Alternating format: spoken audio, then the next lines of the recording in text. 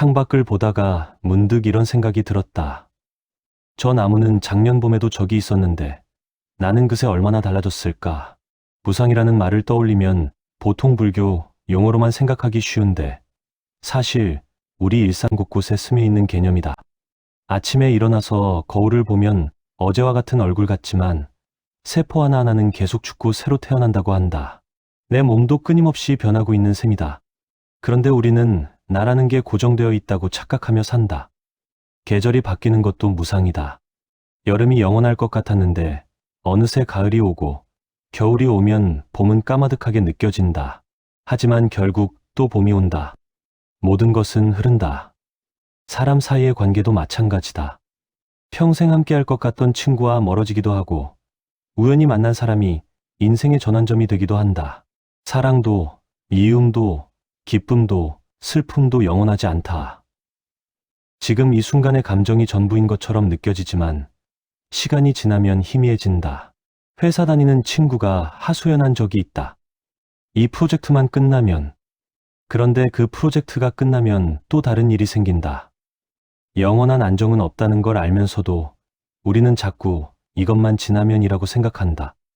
무상을 받아들이는 게 쉬운 일은 아니다. 변화를 인정하면 허무해질 것 같고 모든 게 의미 없어 보일 수도 있다.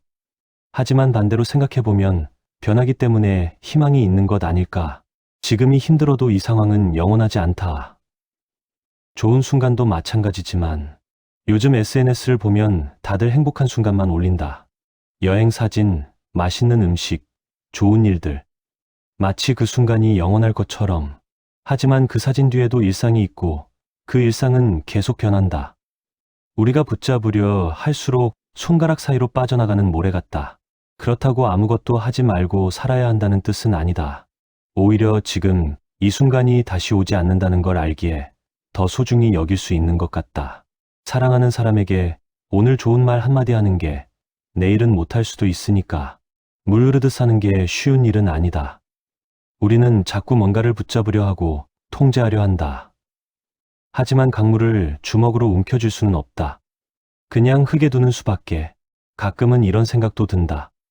우리가 무상을 받아들이지 못하는 건 사실 죽음을 받아들이지 못해서가 아닐까. 모든 변화의 끝에는 결국 소멸이 있다. 관계도 끝나고 청춘도 지나가고 생명도 다한다. 그래서 우리는 자꾸 영원을 꿈꾼다. 영원한 사랑, 영원한 젊음, 영원한 명성. 하지만 그 영혼이라는 게 얼마나 무거운 짐인지는 생각하지 않는다. 차라리 이렇게 생각해 볼 수는 없을까. 모든 게 더덥기에 모든 것이 귀하다고.